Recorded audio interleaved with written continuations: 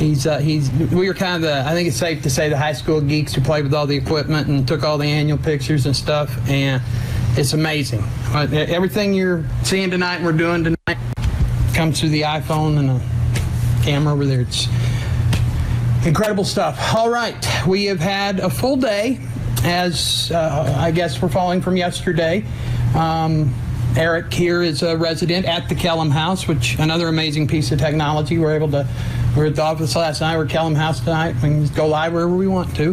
He started the Suboxone program at Red Rock, and we made a commitment to chronicle his time on it. And I meant to get over here in time to UAU before. I know I can access that at Red Rock and that sort of thing, but can you tell me in all honesty that Suboxone is the only mood-altering substance you've had since we last spoke? Yes. Good for you. Good for you. It's been a lazy day, really. I mean, I do a little work in the kitchen, but other than that, I just kind of took it easy today, and to see how it would affect me with a full day's dose under my belt. Okay. You had taken yesterday's dose after we talked, after we talked last night? No, I had already taken it. Okay, and then what time did you go to bed? I ended up falling asleep probably at about 1:45 or 2. Okay. But I only slept for a couple hours. I had sporadic sleep last night, but I think it's just me adjusting. You know, I've been so used to going without and then with opiates off and on, that I had a little, abstinence from it for a little bit, and then I go on to the Suboxone, so I'm adjusting. And I think that's what it was. I'd probably sleep for 2 hours and then wake up for about a half hour to 45 minutes and go back to sleep. Okay. Well, I said last night that I was going to study up on Suboxone and learn more, and I probably spent 3 or 4 hours today reading, and now I'm an expert. So, I encourage anyone who is considering any type of medically aided rehab to definitely consult your physician, weigh the risks and the benefits. I don't think Suboxone or any medication, certainly not methadone. I am not a fan of methadone at all. I have seen people abuse and buy, sell, and trade outside the methadone clinic for years. But anyway, consult your physician, maybe get a second opinion, because there is no single answer. But right now, it appears that Suboxone is the best thing going for some people. They're reporting some high success rates, but again, something you definitely need to look closely at. So on day 2 here of your Suboxone therapy, day 2, you're feeling, in a word or two? I'm not going through extreme withdrawal like I have been through the last week, probably. It's been up and down, the flu feeling, and then kind of back to halfway normal. And today it was a little bit smoother. I didn't feel like I had the cold chills off and on. It's been a pretty relaxed day, actually. Okay. Which is a change for me. Remember last night when I said we'll be watching you closely? Yes. Just hypothetically think, maybe what if your every movement had been monitored for the last 17 hours or however long it's been since we were here. When I was in the prison residential drug program, one of the what they call rational thought analysis was, would a video camera record it? I love it, the animals walk through the room. Would a video camera reflect it the way I'm telling it? So I guess my question to you is that. What if someone was observing you, what do you think their impression of your behavior since we last sat down in this environment?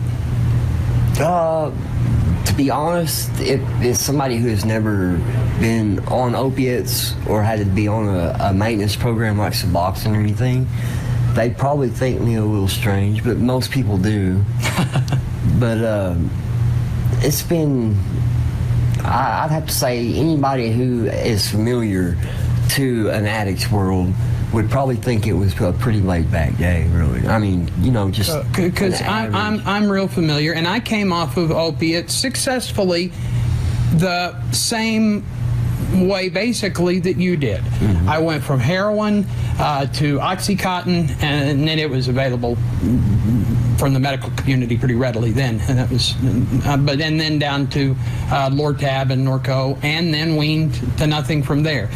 And what I have learned today is that Suboxone, you're basically doing the same thing. I can't pronounce the bupropion.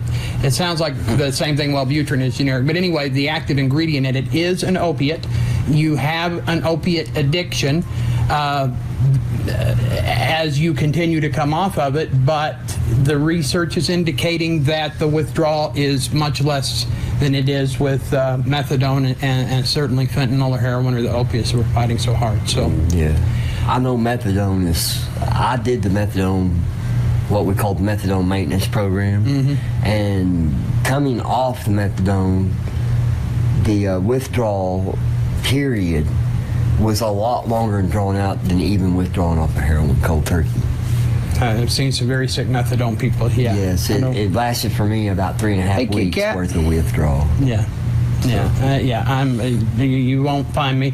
And the problem is the synergistic of the mixing effect that it has with drugs like Xanax or Valium or alcohol even. And there are people that just quit breathing because their respiratory system shuts down. And there's just too much depression on it. So how about that? Come here, Nunu. I know, even with any benzo like Xanax, right? You're not supposed to take it with any.